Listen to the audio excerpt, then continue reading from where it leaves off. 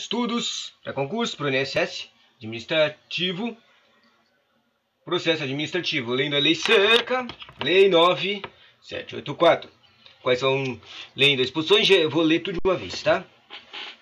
Exposições gerais, direitos administrativos, deveres dos administrados, início do processo, interesses, interessados, competência, impedimento e suspeição, forma de tempo e lugar, comunicação dos atos, instrução, dever de decidir, decisão do coordenada, motivação, desistência e extinção, anulação, revogação e convalidação, recurso e revogação, prazo, sanção e final. E disposições finais. Vamos lá. Rapidinho. Esta lei estabelece normas básicas sobre procedimento administrativo no âmbito da administração federal, direta e indireta, visando em especial a proteção dos direitos dos administrados e ao melhor cumprimento dos fins da administração. Os preceitos desta lei também se aplicam aos órgãos dos poderes legislativo, judiciário e da União, quanto no desempenho de função administrativa. Para fins dessa lei, consideram-se 1. E 2. Órgão e unidade da atuação integrante da estrutura da administração direta e da estrutura da administração indireta. 2. Entidade da unidade de atuação dotada de personalidade jurídica. 3. Autoridade do servidor ou agente público dotado do poder de decisão. 2. A administração pública obedecerá, dentre outros, os princípios da legalidade, finalidade, motivação e razoabilidade, proporcionalidade, moralidade, ampla defesa, contraditório, segurança jurídica e interesse público e eficiência. Parágrafo único. Nos processos administrativos serão observados, entre outros, os critérios de atuação conforme a lei e o direito, atendimento para fins de interesse geral, vedada a renúncia total ou parcial dos poderes de competência, salvo autorização em lei, objetividade no atendimento do interesse público, vedada a promoção pessoal dos agentes das autoridades e a atuação segundo padrões éticos de probidade, decoro e boa-fé. A divulgação oficial dos atos administrativos e salvar as hipóteses de sigilo prevista na Constituição. Adequação entre meios e fins, vedada a imposição de obrigações, restrições e sanções de medida superior àquelas estritamente necessárias ou atendimento do interesse público, indicação dos pressupostos de fato de direito que determinam a decisão e das formalidades essenciais à garantia dos direitos dos administrados. A adoção de forma simples e suficiente para propiciar adequado grau de certeza, segurança e respeito aos direitos dos administrados e a garantia dos direitos à comunicação, apresentação e alegações finais e a produção de provas e a interposição de recursos dos processos de que possam resultar sanções e nas situações de litígio. Proibição de cobrança de despesas processuais ressalvadas previstas em lei, impulsão de ofício do processo administrativo sem prejuízo da atuação dos interessados, a interpretação da norma administrativa de forma que melhor garanta o atendimento para fim público a que se dirige, vedada a aplicação retroativa da nova interpretação. Direitos dos administrados. 4. O administrado tem os seguintes direitos perante a administração, sem prejuízo de outros que lhe sejam assegurados. Ele tem o direito de ser tratado com respeito pelas autoridades e servidores que deverão facilitar o exercício de seus direitos e o cumprimento de suas obrigações. Ele tem o direito de ter ciência da tramitação dos processos administrativos em que tenha condição de interessado e ter visto os autos, obter cópias de documentos e neles contidos ou conhecer as decisões proferidas. Ele tem direito a formular alegações e apresentar documentos antes da decisão, nos quais serão objeto de consideração pelo órgão competente. E ele tem o direito de fazer-se assistir facultativamente por advogado, salvo quando obrigatória a representação por força da lei. Deveres do administrado. São deveres do administrado perante a administração, sem prejuízo de outros previstos em ato normativo, expor os fatos conforme a verdade. Os deveres é proceder com lealdade, urbanidade e boa-fé, e é um dever não agir de modo temerário, e é um dever prestar as informações que lhe foram solicitadas e colaborar para esclarecimento dos fatos. O início do processo. Artículos 5, 6, 7 e 8. O processo administrativo pode iniciar-se pelo ofício ou pelo pedido do interessado. Inicia por ofício ou interessado. O requerimento inicial do interessado, salvo o caso em que for admitida a solicitação oral, deve ser formulada por escrito e conter os seguintes dados. Daí tem uma lista de 5 dados que precisam. Tem que ter o órgão ou autoridade administrativa que se dirige, tem que ter a identificação do interessado ou de quem o represente, tem que ter o domicílio de requerente ou local para recebimento de comunicações, tem que ter a formulação do pedido com a exposição dos fatos e dos seus fundamentos, tem que ter a data e a assinatura do requerente ou do seu representante. É vedada a parágrafo único, é vedada a administração ou recusa motivada de recebimento de documentos. É devendo a servidor orientar o interessado quanto ao suprimento de eventuais falhas. Os órgãos e entidades administrativas deverão elaborar no modelo de formulários padronizados para assuntos que importem pretensões equivalentes. E quando os pedidos de uma pluralidade de interessados tiverem conteúdo e fundamentos idênticos, poderão ser formulados em um único requerimento, salvo o preceito legal ou em contrário. Dos interessados. São legitimados como interessados no processo administrativo. 1. Os interessados são 4 pessoas, as pessoas físicas ou jurídicas, que iniciam como titulares de direitos ou interesses individuais ou no exercício de direito de representação. 2. É um legitimado aquele que, sem ter iniciado o processo, tem direitos ou interesses que possam ser afetados pela decisão a ser adotada. É um legitimado de organizações e associações representativas no tocante a direitos e interesses coletivos. E é um interessado as pessoas ou as associações legalmente constituídas quanto a direitos ou interesses difusos. São capazes para fins de processos administrativos maiores de 18 anos, ressalvada a previsão especial de um ato normativo próprio. De competência. A competência é irrenunciável e se exerce pelos órgãos administrativos a que foi atribuída como própria, salvo nos casos de delegação e avocação legalmente admitidos. Um órgão administrativo e seu titular poderão, se não houver impedimento legal, delegar parte de sua competência a outros órgãos ou titulares, ainda que estes não lhe sejam hierarquicamente subordinados, quando for conveniente em razão de circunstâncias de índole técnica, social, econômica, jurídica ou territorial. O disposto no caput deste artigo aplica-se à delegação de competência dos órgãos colegiados aos respectivos presidentes. Não podem ser objeto de delegação a edição de casos dos atos de caráter normativo e a decisão de recurso administrativo, e também não podem ser objeto de delegação as matérias de competência exclusiva do órgão ou autoridade. Não pode delegar edição, não pode delegar decisão e não pode delegar exclusiva. O ato de delegação e sua revogação deverão ser publicados em meio oficial. O ato de delegação especificará as matérias e poderes transferidos e os limites de atuação do delegado, duração e os objetivos de delegação e recurso cabível, podendo conter e ressalvar o exercício da atribuição delegada. Ou seja, tem que estar no ato, tem que estar escrito tudo mesmo. Tem que estar o que está dando o poder, quanto tempo vai ter o poder e também tem que ter quais são os limites do poder. Um ato de delegação é revogável e a qualquer tempo pela autoridade delegante. Pode ser tirado o poder de delegado a qualquer tempo. As decisões adotadas por delegação devem mencionar explicitamente esta qualidade e considerar são adotadas pelo delegado. Ou seja, não pode criar dúvida nessa capacidade. O poder tem que estar sempre escrito que as decisões delegadas são delegadas e podem ser retiradas, revogáveis a qualquer período. Será permitida um caráter excepcional e por motivo relevantes e devidamente justificadas a avocação temporária, que significa retirar, ao invés de delegar, é retirar de um subordinado o poder de alguma decisão de competência atribuída a órgão hierarquicamente inferior. Os órgãos e entidades administrativas divulgarão publicamente os locais dos respectivos sedes e, quando conveniente, a unidade fundacional competente em matéria de interesse especial. Existindo competência legal específica, o procedimento administrativo deverá ser iniciado perante uma autoridade de menor grau hierárquico para decidir dos impedimentos e da suspeição. É impedido de atuar em processo administrativo o servidor ou autoridade que tenha interesse direto ou indireto na matéria e 2. Tenha participado ou venha a participar como um perito, testemunha ou representante ou se tem situações ou quanto ao código companheiro ou parente e afins de terceiro grau. E 3. É impedido aquele que esteja litigando judicial ou administrativamente com quem? O interessado ou um cônjuge ou companheiro. Se não deu para entender, é basicamente é impedido a pessoa que tem algum vínculo familiar com a pessoa ou uma pessoa que tenha trabalhado no processo. A autoridade ou o servidor que incorrer em impedimento deve comunicar o fato à autoridade competente de abster-se de atuar. E se você se abster, você tem que se abster de atuar, ou seja, você não pode trabalhar nesse processo. Mas sua omissão, se você não disser que você está impedido, você é uma falta grave para efeitos disciplinares. Pode ser arguida a suspeição de autoridade ao servidor que tenha amizade íntima ou inimizade notória com algum dos interessados ou com os respectivos cônjuges, companheiros, perante afins até o terceiro grau. Ou seja, qualquer um pode saber que tem algum tipo de inimizade ou uma amizade entre as partes do processo, pode falar isso para ativar o impedimento.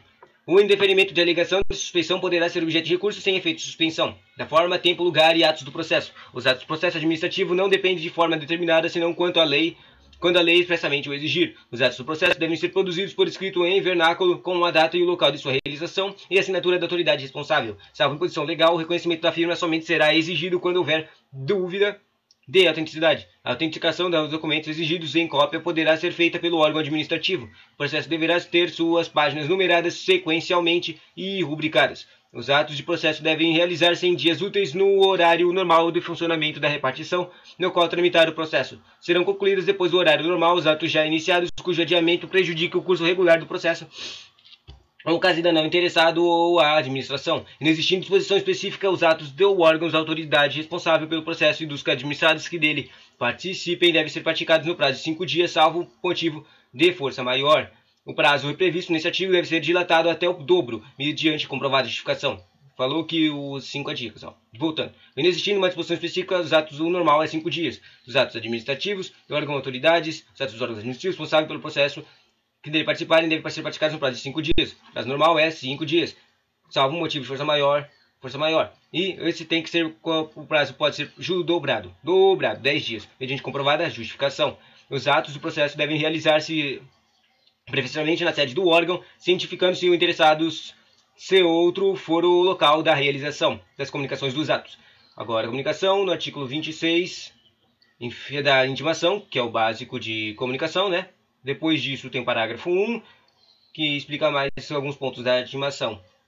2, 3 e 4, 5, e depois tem o artigo 27 e 28, que fala o que acontece quando não tem intimação, quando alguém vai contra a intimação. Bom, o órgão incompetente perante o qual tramita o processo administrativo determinará a intimação do interessado para a ciência da decisão da efetiva de diligências. A intimação conter, primeiro, uma lista de informações que tem que ter na intimação. A identificação do intimado, o nome do órgão e a entidade administrativa, a finalidade da intimação, a data e o local que o cara deve aparecer. O seu intimado deve comparecer pessoalmente ou pode fazer representar e a informação de continuidade do processo, independentemente de seu comparecimento, a indicação dos fatos e fundamentos legais pertinentes e a intimação observará a antecedência mínima de 3 dias úteis quanto à data do comparecimento. A intimação pode ser efetuada por ciência do processo por via postal, com aviso de recebimento por telegrama ou outro meio que assegure a certeza da ciência do interessado. No caso de interessados indeterminados, desconhecidos ou com domicílio indefinido, a intimação deve ser efetuada por meio de publicação oficial. As intimações serão nulas quando feitas sem observância das prescrições legais, mas o comparecimento do administrado supre sua falta ou irregularidade. O desatendimento da intimação não importa o reconhecimento da verdade dos fatos, e nem a renúncia a direito pelo administrado. No prosseguimento do processo, será garantido o direito de ampla defesa ao interessado. Deve ser objeto de intimação os atos de processo que resultem para interessado em imposição de deveres ou nos sanções e restrição de exercício dos direitos e atividades dos atos é a outra natureza de seu interesse. Próximo, instrução. No artigo 29, 30, 31, 32, 33, 34, 35, 36 e 37. 37 é bem importante. E o 38 e o 39, 40, 41, 42, 43, 44, 45, 46 e 47. Ou seja, é mal complicado isso aqui. E é por isso que a gente vai aprender. O que é instrução? Que significa como é que é feito o treco.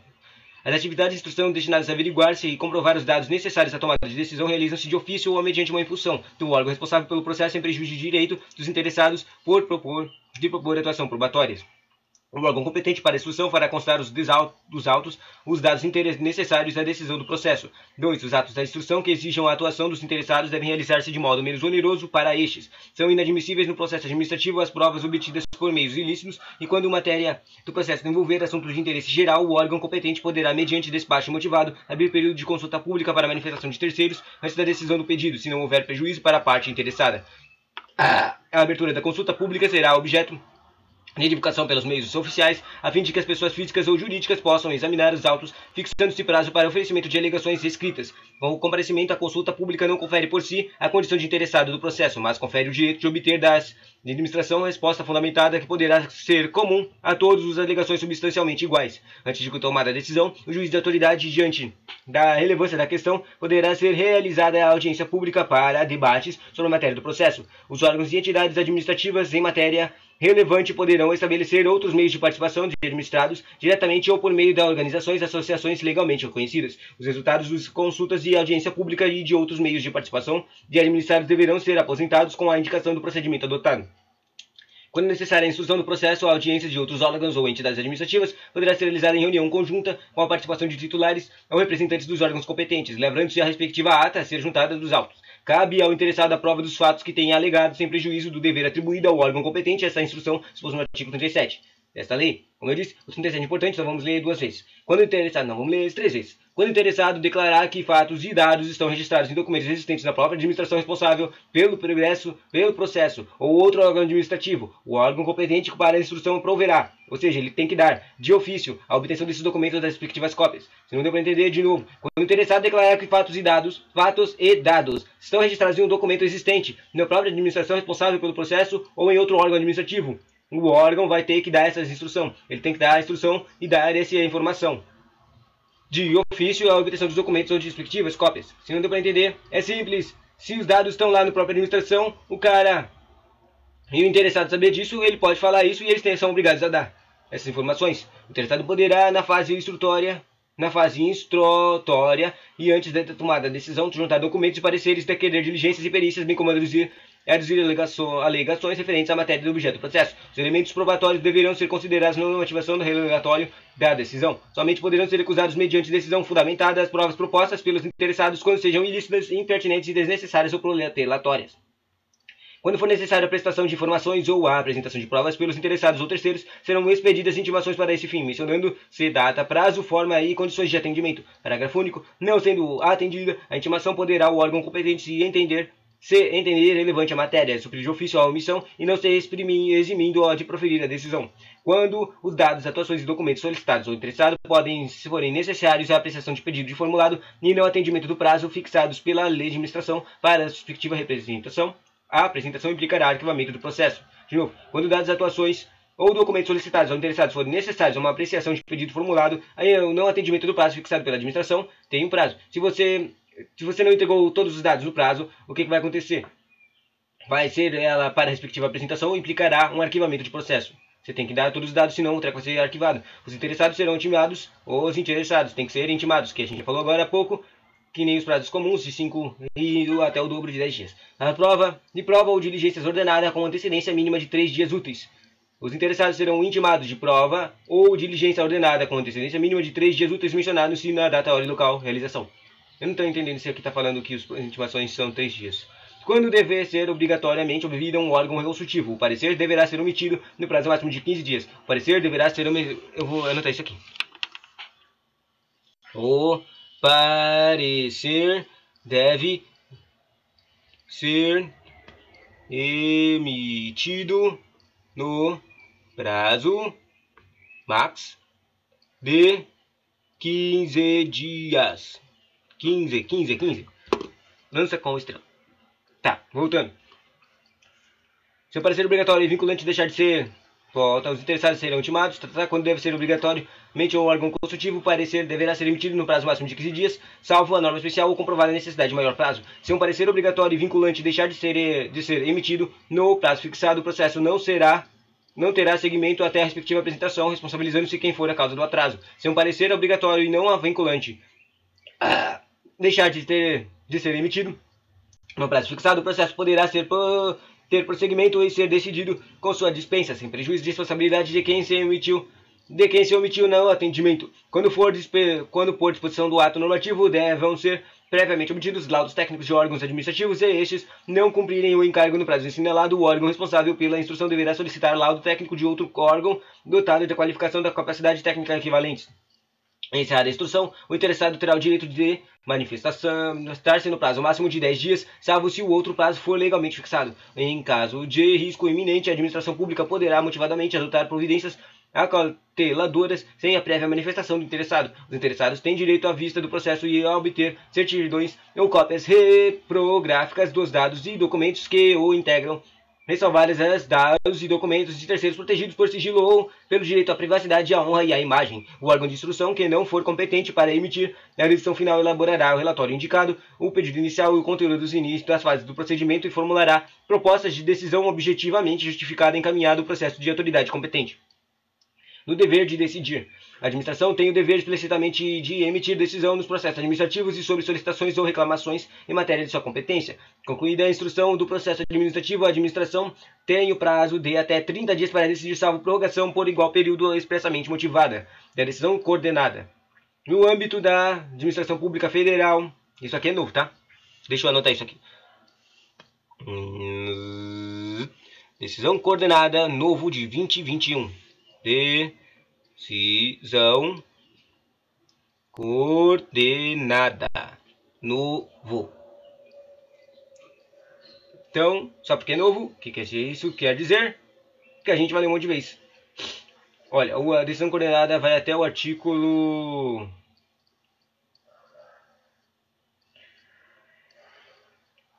Até o artigo 49G. Ou seja, tem um monte de A, B, C, D, E, F, G. Tem mais de 7 extras com as letrinhas. E ainda um monte de parágrafo. Depois disso volta para o normal. Então, o que significa isso? A gente vai ler um monte de vez, porque é novo. Quem sabe tem alguma coisa interessante. Bom, no âmbito da administração pública federal, isso foi incluído pela lei, tá? Essa coisa de 2021 é que foi incluído pela lei 14.210. Vamos lá de novo. E o pior é que é tudo 49A. Tipo, vamos ler de novo o que estava antes, né? O 49 normal. Concluída a instrução do processo administrativo, a administração tem um prazo de até 30 dias. Então deixa eu escrever aqui. Concluído tem 30 dias. Para o quê? Para decidir, salvo prorrogação por igual período expressamente violado. Basicamente o que é a instrução, certo? A instrução é fazer pesquisas, fazer as investigações, fazer tudo para dar certo. Ter todas as informações e dados necessários. Daí, depois disso, conseguiu todas as informações que são consideradas necessárias para dar uma decisão, tem 30 dias para decidir. 30 dias para decidir. Para decidir. Salvo prorrogação por igual período, expressamente motivada. Mas não é só isso. Dá para prorrogar. Dá para prorrogar, mas não fala aqui as motivações, mas está escrito que dá. Então, o máximo de tempo que dá para ter uma decisão são 60 dias. Porque está escrito aqui o igual período. X2 dias. Depois disso, começa o treco de 49A, que é uma decisão coordenada. Então, o 49 fala da decisão e o 49A fala de coordenada. Vamos ver o que é essa tal 49A coordenada. No âmbito da administração pública federal, as decisões administrativas que exijam uma participação de 3 ou mais setores, órgãos ou entidades poderiam ser tomadas mediante uma decisão coordenada sempre aqui. Ou seja, a decisão coordenada é quando precisa de muitas pessoas ao mesmo tempo para fazer a decisão. Quando precisa de mais pessoas para decisão. E aqui tem um número. De 3 ou mais. Se for 2, não conta. São 3 ou mais. Precisa de 3 ou mais. Tem um limite mínimo aqui. 3 ou mais. Se for mais de 3 ou 3, então vai ser uma decisão coordenada. Volta. Daí, sempre que, decisão coordenada, sempre que. Daí ele fala as hipóteses que faz a decisão coordenada. Só tem 2. For justificável pela relevância da matéria, ou houver discordância que prejudica a celeridade no processo administrativo decisório. Ou seja, não tem muita coisa aqui, só o principal é a discordância. Para os fins dessa lei, considera-se a decisão coordenada em substância de natureza interinstitucional ou intersetorial que atua de forma compartilhada com a finalidade de simplificar o processo administrativo mediante participação de concomitante de todas as autoridades e agentes decisórios e dos responsáveis pela instrução técnico-jurídica. Observar a natureza do objeto e a compatibilidade do procedimento e sua formalização com a legislação pertinente. De novo, para fins dessa lei, considera-se a decisão coordenada em substância de natureza interinstitucional ou intersetorial, que atua de forma compartilhada com a finalidade de que simplificar o processo administrativo. Ou seja, para fins dessa lei, uma decisão coordenada tem o intuito de simplificar o processo. Daí, como é que faz essa simplificação? Diz assim, mediante participação concomitante, ou seja, de mais de setores, de todas as autoridades e agentes decisórios e os responsáveis pela instrução técnica jurídica. Ou seja, coloca mais gente e vai decidir mais rápido e simplificá-la. Observar a natureza do quê? Do objeto, que é a finalidade do processo, e a compatibilidade do procedimento e a sua formalização com a legislação pertinente. Ou seja, além de ter uma natureza do objeto, tem que haver uma compatibilidade de procedimentos. Depois, 2 vetado, 3 vetado. A decisão coordenada não exclui a responsabilidade ordinária de cada órgão ou autoridade envolvida. Ou seja, mesmo que a decisão tenha que ter mais agentes, não vai excluir as responsabilidades. Ponto aqui, escreve. Não exclui responsabilidades de cada um. Responsabilidades de cada um. Depois, a decisão coordenada obedecerá aos princípios da legalidade, da eficiência e da transparência, com a utilização sempre que necessário da simplificação do procedimento e da concentração das instâncias decisórias. Não se aplica a decisão coordenada aos processos administrativos. De novo, e os 2 que eu acabei de ler. A decisão coordenada obedecerá aos princípios de legalidade, eficiência e transparência. Ou seja, ele deu certos princípios que já apareceram antes, né, no começo do treco. Legalidade, L de legalidade, P de eficiência e P de... não é P, é T de transparência. Ou seja, LET ou TEL.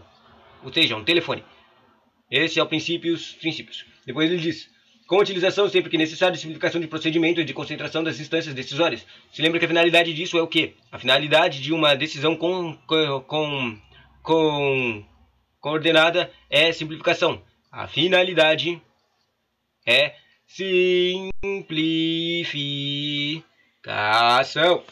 Bom, não se aplica a decisão coordenada aos processos administrativos. Daí aqui tem uma lista de processos administrativos que não podem ser coordenados. Ou seja, que não podem ter mais de 3 setores mexendo ao mesmo tempo. Que são licitação. De novo, coloca aqui, não pode com coordenada, não pode coordenada em. Aí você escreve, primeiro, licitação, seja 866 e a 14133. 866 e 14133, não pode mexer coordenada com licitação. Segundo, não pode com processos relacionados ao poder sancionador. Esse aqui eu não entendo, mas vamos anotar. Não pode com sancionadores, não pode com os sancionadores. Quem sabe vai estar lá no último capítulo do treco aqui, que é as sanções. Bom, não pode com sancionadores. E por fim, quer dizer, tem que estão relacionados com sancionadores. E o último, não pode fazer condenatória com processos que estejam envolvidos com autoridades de poderes distintos. Seja mais de um poder. Ou seja, normalmente é só dos caras do mesmo local, mas mesmo setor, mesmo poder, mais de um poder. Entendeu? Não pode fazer coordenada com licitação, não pode fazer com sancionadores e não pode fazer com mais de um poder. Autoridades envolvidas com mais poderes. Então, depois disso, a 49B. Se lembra que vai até o C. O G, então, ainda tem um monte de coisa. Poderão habilitar-se a participar da decisão coordenada na qualidade de ouvintes os interessados de que trata o artigo 9 desta lei. Praticamente pessoas que podem entrar para ouvir. A participação na reunião, que poderá incluir direito à de voz, será deferida por decisão incorrível e recorrível da autoridade responsável pela convocação da decisão coordenada. De novo, a participação, se alguém pode pedir para entrar nessa decisão coordenada, mas para essa qualidade de ouvinte. E segundo, se ele quer participar da reunião, ele poderá incluir direito à voz, para ele falar. Será deferida por decisão incorrível não tem recurso, né? Da autoridade responsável pela convocação da decisão coordenada. Ou seja, parece aqui que eu não entendi, não percebi nenhum desse cara aqui, em nenhum canto aqui do que eu li até agora, mas basicamente, quando vai ter uma decisão coordenada, tem vários setores ao mesmo tempo, certo? Então, parece que tem alguém que chama esses setores para participar dessa decisão. Mas por que faz isso, né? A finalidade é simplificação, mas porque eles têm, se lembra? Eles têm natureza parecida e também relacionada. Bom, voltando. Depois disso,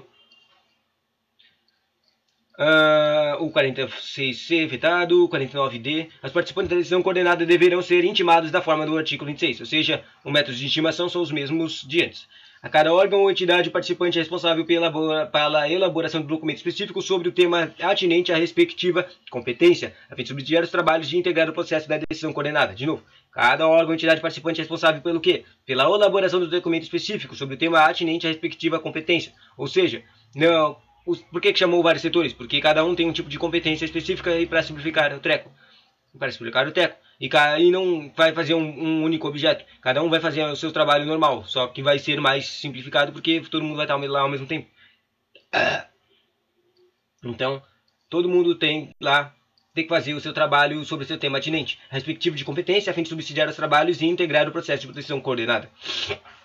O documento previsto no caput deste artigo abordará a questão objeto da decisão coordenada e eventuais precedentes. Eventual dissenso na solução do objeto da decisão coordenada deverá ser manifestado durante as reuniões de forma fundamentada, com apoiado das propostas da solução e de alteração necessárias para a resolução da questão. De novo, eventual dissenso, seja contras. Na solução do objeto de decisão coordenada deverá ser o quê? Manifestada durante as reuniões. Ou seja, se lembra, mencionou as reuniões, praticamente quando vai fazer uma decisão coordenada vai ter que ter uma reunião para elas falarem e fazer os seus trabalhos ao mesmo tempo.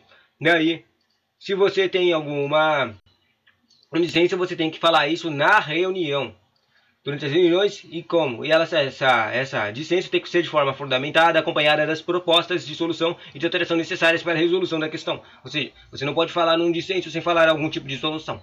Parágrafo único. Não poderá ser arguida a matéria estranha ao objeto da convocação. Você não pode falar de coisas estranhas que não tem nada a ver com o treco. E o último, a conclusão dos trabalhos da decisão coordenada será consolidada em uma ata, que conterá as seguintes informações. Essa ata tem o relato sobre os itens da pauta, e a ata tem o síntese dos fundamentos aduzidos E, terceiro, a ata tem a síntese das teses pertinentes ao objeto da convocação, a ata tem o registro das orientações, das diretrizes, das soluções ou das propostas dos atos governamentais relativos ao objeto de convocação.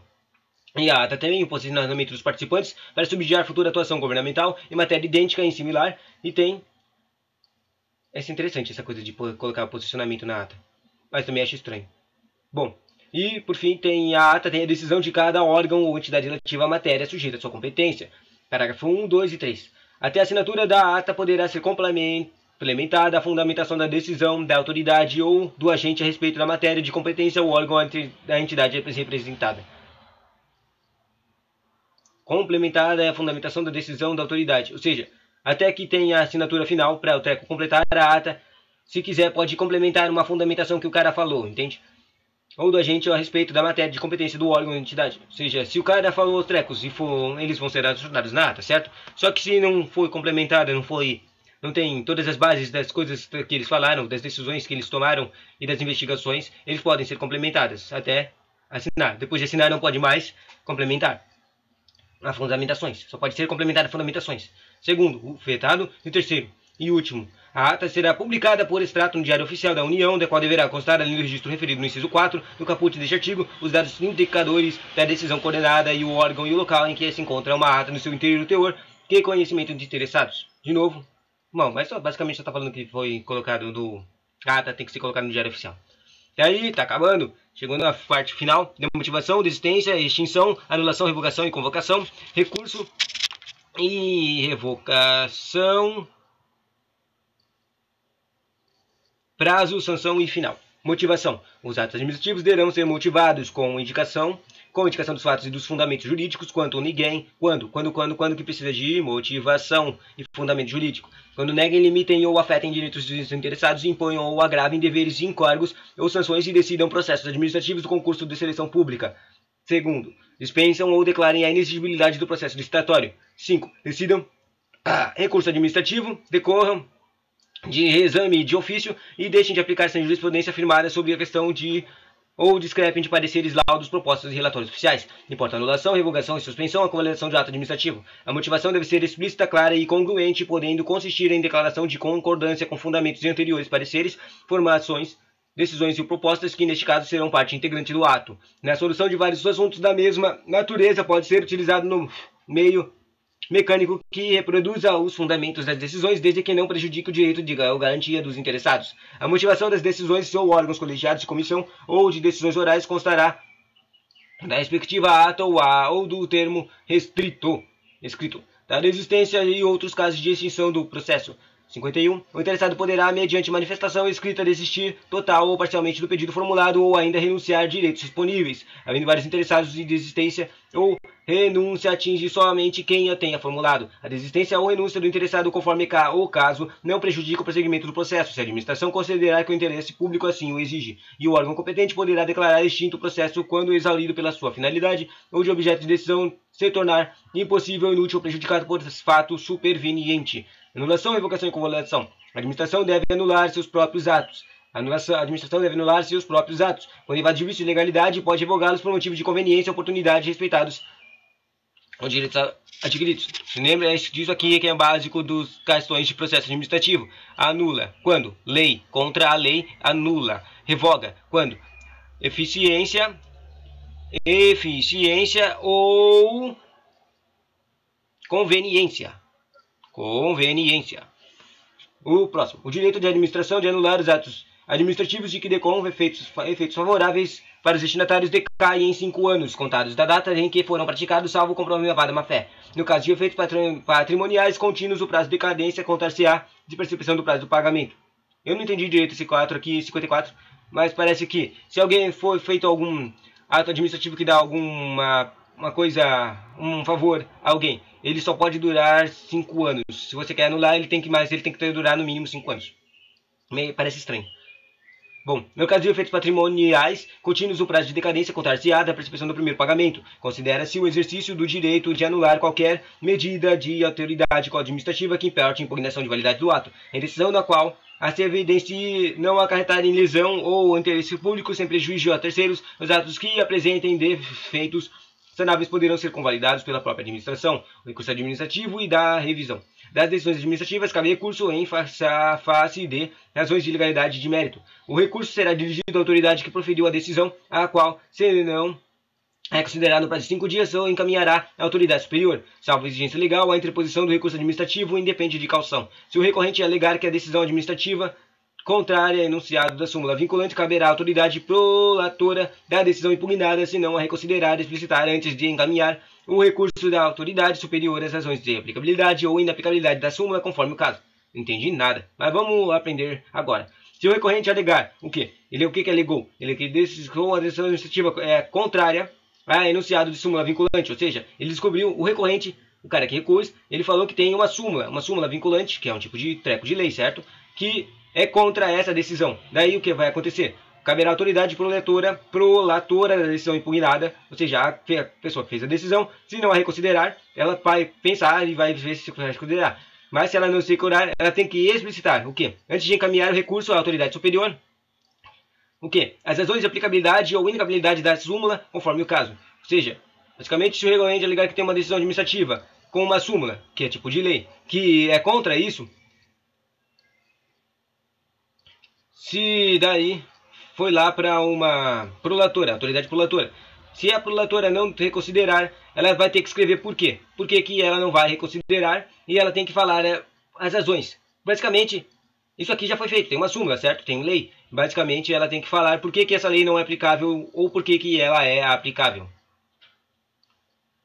para fazer o treco. Bom, os recursos administrativos tramitará no máximo por 3 instâncias administrativas à disposição legal adversa. Ou seja, o recurso pode passar por 3 vezes. Tem legitimidade de interpor recurso administrativo quem? Ele fala 4 caras para recurso.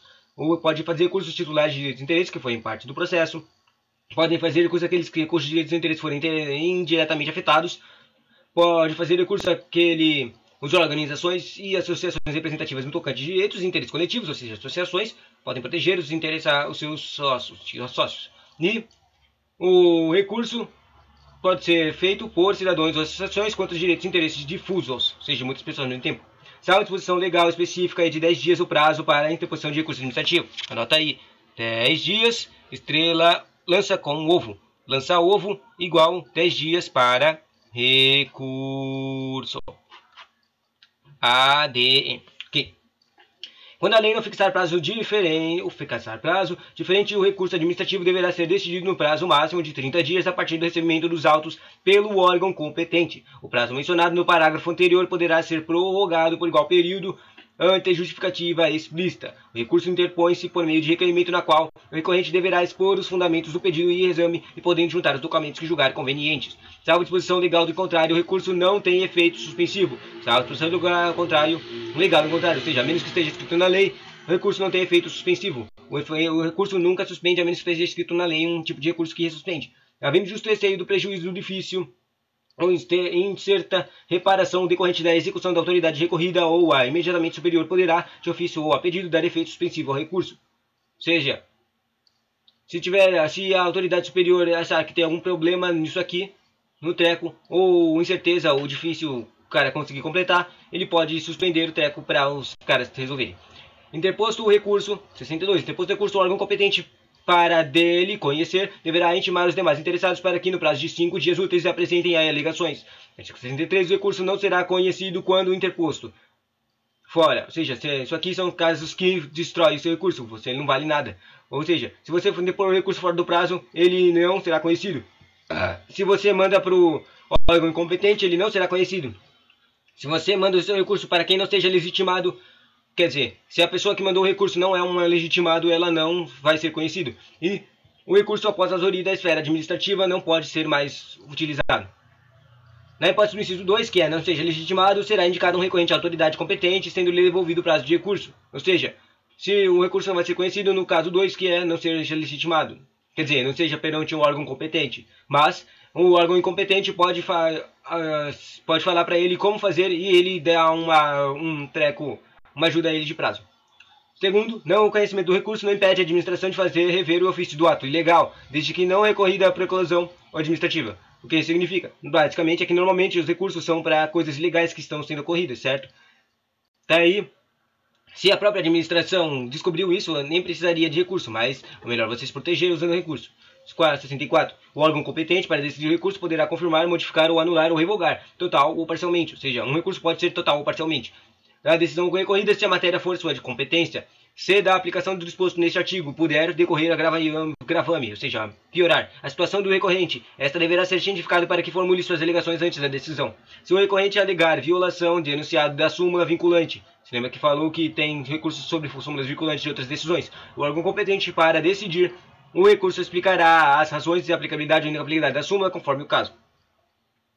A acolhida pelo Supremo, o STF, a reclamação fundada pela convilação de enunciado de súmula vinculante dar-se-á à ciência da autoridade prolatora e ao órgão competente para o julgamento do recurso que deverão adequar as futuras decisões administrativas em casos semelhantes sob pena de responsabilização pessoal nas esferas civil, administrativa e penal. Os processos administrativos do que resultam exceções poderão ser revistos a qualquer tempo a pedido ou de ofício quando surgirem fatos novos ou circunstâncias relevantes suscetíveis de justificar a inadequação da sanção aplicada. Parágrafo único. Da revisão do processo administrativo não poderá resultar agravamento da sanção. Capítulo Prazos. Os prazos começam a recorrer a partir da data de santificação oficial excluída de contagem do dia do começo, incluindo-se o dia de vencimento. Exclui o começo, inclui o fim. Considera-se prorrogado o prazo até o primeiro dia útil seguinte até o vencimento cair em um dia que não houver expediente. Ou seja, caiu num dia, não um dia útil, vai até o dia útil. Ou fornecido antes da hora normal. Os prazos expressos em dias constam-se de modo contínuo. Os prazos fixados em meses ou anos constam-se de data e data. E se no mês do vencimento não houver dia equivalente àquele do início do prazo, tem-se como termo o último dia do mês. Salvo motivo de força maior devidamente comprovado, os prazos processuais não se suspendem. Das sanções. As sanções a serem aplicadas por autoridade competente terão natureza pecuniária ou consistirão em obrigação de fazer ou de não fazer, assegurado sempre o direito de defesa. Ou seja, existe uma autoridade competente que faz sanções, tá? E essas sanções são naturezas pecuniárias. E, para terminar, as posições finais dos artigos 69 até o 70. Os processos administrativos específicos continuarão a reger-se por lei própria, aplicando-se leis apenas subsidiariamente os preceitos dessa lei. Terão a prioridade na tramitação de qualquer órgão, instância ou os procedimentos administrativos em que figure como parte ou interessado. A pessoa com idade igual ou superior a 60 anos, a pessoa portadora de deficiência física ou mental, e a pessoa portadora de tuberculose ativa, esclerose múltipla, neoplasia maligna, hanseníase, paralisia irreversível, incapacitante, cardiopática, doença de Parkinson, esplôndidas, basicamente pessoas doentes, né? E a doença de Paget. Contaminação de radiação, tudo, mesmo que a doença tenha sido contraída após o início do processo. A pessoa interessada na obtenção de benefício injusta, juntando prova de sua condição, deverá requerê-lo à autoridade administrativa competente para determinar as providências a serem cumpridas. Definida a prioridade aos autos, receberão identificação própria que evidencie o regime de tramitação prioritária. Esta lei entra em vigor na data de publicação. Interessante, não? Tchau.